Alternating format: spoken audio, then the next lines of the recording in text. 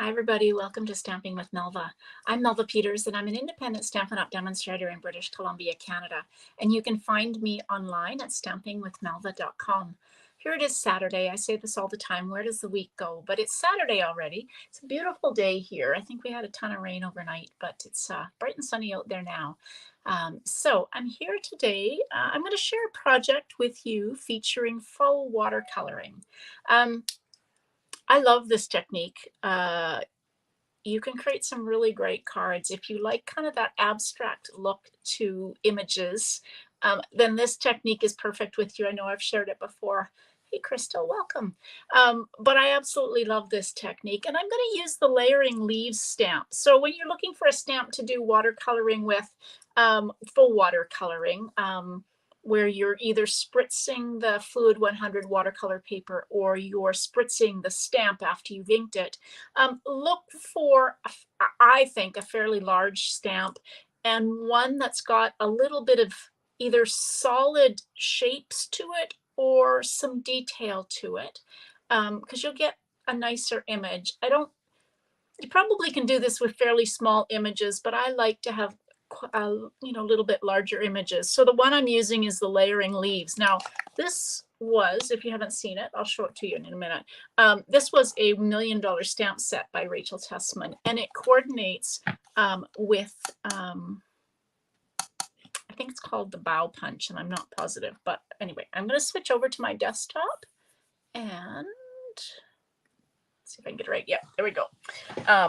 So this is the layering leaves. It's got these great kind of stems, and if you follow me at all, you know that I love, anything with stems that I can either fussy cut, die cut, or punch out to put behind images. Great sentiments on this one. Wow. If nothing else, this stamp set is such a great one with the sentiments. And then if you like splattering, it's got a stamped splatter, but I'm going to do a little bit of splattering with craft ink. So if you watched my live on Wednesday where I talked about different ways to splatter, I showed you this one, but I didn't use it. I used the technique where you splatter using your Stampin' Blend, the brush end on a splat. I use the basic black Stampin' Blend. This time I'm using some craft white craft ink, and we'll do some splattering. Anyway, great stamp set. Coordinates with this. I should know the name of this. It might be, oh gosh, it's all sticky. I don't know what that's on there. It might be Bow. I can't remember now, but it's got two different stems. It's got the leaves, and then it's got this other one with it coordinates with these ones with little tiny buds or flowers on them. Okay, so let's get started. Now, I love this color combination. So I have got Parakeet Party 4 1/4 by 11. Pull everything out. And I'm going to score it in half at 5 1/4. Sorry, 5 1/2, not 5 1/4. So 4 1/4 by 11, scored at 5 1/2. And use your bone folder and fold into the mountain or the raised line. Now, I've had people ask me this before, and you may have noticed I quickly did it. It's habit. So when I score, I always kind of touch it to see which is the raised line, and then I fold it. And sometimes you get when you fold it, it's not really, it's a little off on one side. So I often find that if I turn it over, I don't know, it's got a better alignment. Maybe it's just me, but if you ever notice that I flip my card over when I'm folding it just before I burnish it with my bone folder, that's the reason why. I just feel like I'm getting a little bit better of a fold. Now, I cut a piece of Pretty Peacock. This color combination of Parakeet Party or Lemon Lime Twist and Pretty Peacock is one of my favorites. And so I cut this piece 3 3/4 by 5. And then I embossed it with, this is the Fern embossing folder. I absolutely love this one. And so I thought it was perfect for my stamp or my card with leaves. But I'm going to do some splattering on this first. So if you watched on Wednesday, I showed you. So this is the Craft Whisper White ink It's a pigment ink. It's quite thick and goopy. You only need, even 1 drop is fine because you're just doing a little bit of splattering. I use a paintbrush. I'm going to use, I showed you using an old Wink of Stella brush that you fill with water. I have one. This is, I think, is empty, but I haven't filled it up yet. So I'm just going to take my spritzer which has water in it and add. You want this quite liquidy. And again, I'm just using a paintbrush. And I just want that more. I want it to be fairly liquidy so it flows. Okay, so then I'm just gonna tap off a little bit. That's way more than I need. And so just take your brush, hey Amanda, thank you, and tap it and get, if you need more, you can pick up more. Get everything away from this because it will splatter, and splatter as much as you want. That's probably plenty. So I'm just going to grab a baby wipe and wipe this I've got, because it does splatter, and I'm going to clean my brush off as much as I can and clean that off. Like I said, don't make too much of this because you will, oh, I've got splatter. So yeah, watch, because you will end up with splatter. So don't have other cards and stuff around because it will get all over. So I'm going to let just this sit to dry. So I've got that little bit of splatter on it. And while that's drying, I've got a piece of the Fluid 100 paper. So this is lovely watercolor paper, which will allow you to spritz on it or spritz on the stamp. Now, you get 2 different, slightly different looks to your images depending on whether you spritz your stamp after you've inked it or you spritz the watercolor paper. So I'm going to do both and just show you. So I'm going to do, first I'm going to stamp this. So I pulled out the three different stamped leaf images, the stem images. So I'm going to ink this one up using Pretty Peacock and then spritz. So I have got it quite juicy, and then we're just going to take and stamp. And I kind of hold it there for a minute, and you can see I've got, now I do have it, it was quite liquidy. I'm not going to kind of hold it up because it is quite juicy. So now I'm going to take, let's do one in Old Olive, and we'll do it the other way. And I've got, oopsie, touch that, that's okay. All right, so now I've got this one that's actually got veins in it. So this one, oopsie, let's put that there. Where's my, I'm going to spritz my watercolor paper over on this side, and I do have a fair amount of water on it, so this will probably run a fair amount, and that's okay because that's what this is kind of all about. So again, press down, and you can see that one definitely is flowing with the water, but that's kind of what I want, is a couple of different ways. Now I also grabbed, this is Parakeet Party, so I'm going to ink this one up and do the technique where I spritz my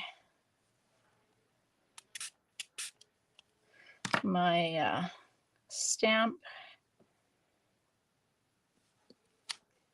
So again, very different look. I want to do one more of those, and I'm going to do it in, Parakeet Party. Or no, sorry, Pretty Peacock. Too many P's. Let's get that out of the way. And I'm going to spritz my paper. There it is. I'm losing things. Okay, spritz my paper, because I really like that technique. Not everybody does, but I really like it when the water just kind of moves that ink around. Okay, so we've got these now. You could leave them to dry. Oops, dropped everything. have my heat tool in a little pouch that hangs on my desk, and I move my desk so it's too big. The space is too big for it. It keeps falling down. All right, so you could just let this to dry, but of course I don't want you guys to have to wait that long. So I'm going to take my heat tool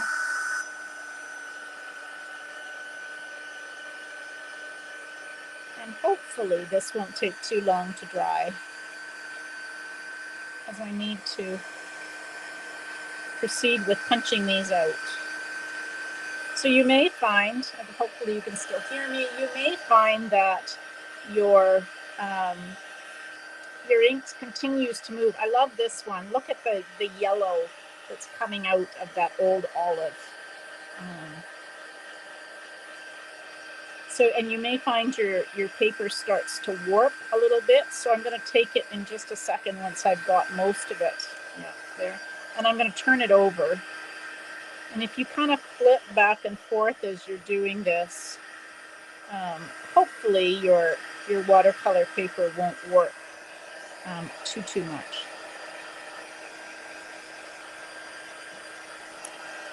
All right.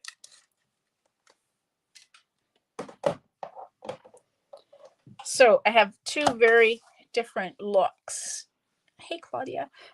Depending on whether I inked or spritzed the water onto the watercolor paper, or in these two, I spritzed the water onto the stamp after I had inked it up. Now I'm just going to cut this apart so that I can punch these images out. So this one is going to be very abstract.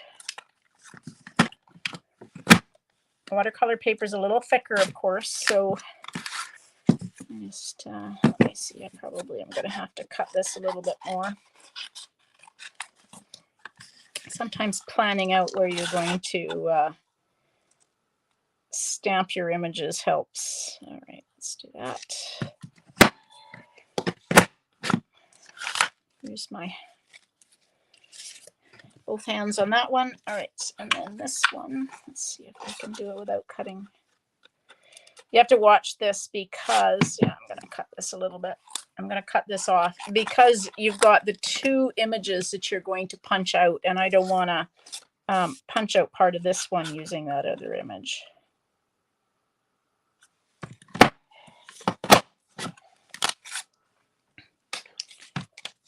All right, and one more. I love how the yellow is kind of coming out of this ink and adding that extra color. I love watercolor paintings. I'm not an artist. I don't actually know how to do that, but oh gosh, I love watercolor. So this is, because this is full watercolor, anybody can do this. I love it. Okay. All right, let's bring our card base back in. So my splatter has dried. So I'm not gonna glue that down quite yet. So my idea for this card is I've got a piece of the Parakeet Party. I'm gonna put it across the middle and stamp a sentiment. And then my watercolor stems, I'm just gonna kind of put above and below there, like that. That's kind of the idea. So let's stamp our sentiment first in Pretty Peacock. And I'm using the thank you so much. So let's get this lined up on grid lines and just see. Luckily, this is a photopolymer stamp, so it's fairly easy to line up like that, hopefully. Pretty good. All right. Oh, and I got my, look what I've done. I'm going to have to get a different piece of very vanilla to finish the inside, because watch where you lay down your water or your wet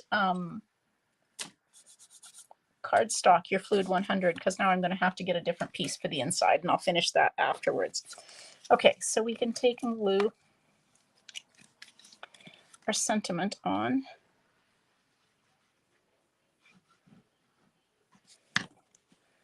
To this piece. So this sentiment is very vanilla, and it was 1 inch by 3 3/4.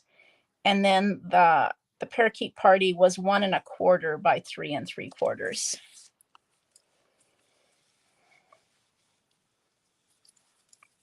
I've got glue on my fingers. All right, what else did I pull out to decorate my card? I pulled, this is the metallic ribbon Parakeet Party. I love that it's not a perfect match because you can match it with all sorts of your different colors. Because in my mind, it looks almost more Old Olive than Parakeet Party, but when you're combining greens, it works really well. So I'm just going to kind of create a bow that will go, and I'm going to create multiple loops on my bow like that. And I'm going to take my Stampin' Seal and just kind of put that on there like that. It will be held down, so I'm not too worried about it. This is going to go across like that. But I'm going to use glue dots to hold my stems on. So we'll just take and attach those.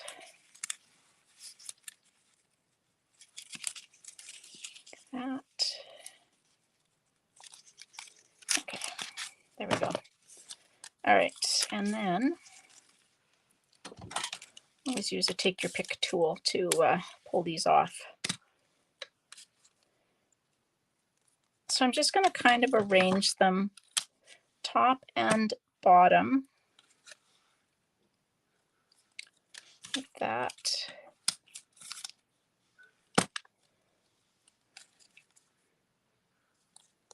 Like that, and then the last one.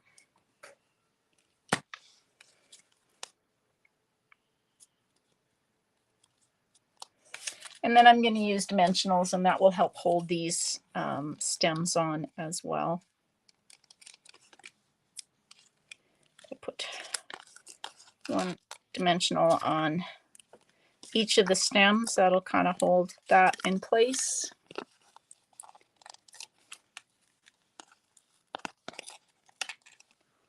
Like that. Maybe I got a lot of dimensionals on, but anyway, I'm trying to also hold that. Normally I don't put as many dimensionals on, but when I'm trying to hold these pieces on, I end up using more. There we go. Now, okay, so this is kind of just, you can just take and move your ribbon to where you want it. And we can take and now put this kind of in the middle.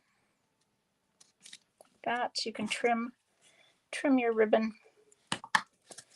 Isn't that a pretty color? Morning, Ginny, welcome. I just love the greens together. Now, when you have an embossed piece of cardstock, I typically use liquid glue. I typically use liquid glue most of the time, but I definitely use it when I've got an embossed image so that it gets into the nooks and crannies. There we go. Guess I should close my ink pads up. That probably would be a good thing. I have to finish. I will get a piece of Very Vanilla and finish the inside of my card. Now, what did I pull out? Oh, I've got some. These are the ombre matte decorative dots, and there are ones in Old Olive, which I really like. They come in Pool Party, Night of Navy, Calypso Coral, and Old Olive. And so we'll use, I thought the Old Olive ones would, since I had used Old Olive on my card, it's kind of nice to match. And it's 2 sizes, and they are ombre, so you kind of get the different shades of each of the colors. There we go. Well, I'm really happy with how this turned out. So again, faux watercoloring is really easy. I use both techniques, one where I spritz the watercolor paper and one where I spritz the stamp after I'd inked it up. You get a little more detail and a little less of the movement of the ink when you do spritzing onto the this stamp, but both are really pretty. But there we go. So I finished the inside of the card after I've signed off, because I have to get another piece of Very Vanilla cardstock for the inside, since I touched my wet watercolor paper to the Very Vanilla piece. All right, so check out, thanks Jenny, check out and try the Faux watercolor technique. It really is easy and I absolutely love it. And don't forget to share your cards on my Facebook group so I can see what you're creating. And every month, in fact, today I'm going to go through and see who shared cards in October. And I do a random draw from those people who've shared cards, and I send you something, a little something in the mail. So share your cards in my Facebook group. If you're not part of my Facebook group, the link to join is underneath this video. Also, if you haven't subscribed to my YouTube channel, don't forget to hit that subscribe button. That way you'll get notified when I go live. Most of the time, I know there's been a couple of people who haven't been getting notified recently. I'm not sure why, but you do get notified from YouTube when I go live if you have subscribed. All right, so tomorrow I normally jump on about noon. I'm going to be a little earlier. Tomorrow, probably around 11, I'm going to do a wreath making. I think it's a Christmas wreath making workshop. So I'm kind of excited about that, something different. And so I'll be online about 11 tomorrow with another project for you. All right, everybody, thanks so much for joining me. I hope you have a great day. Happy stamping. Bye.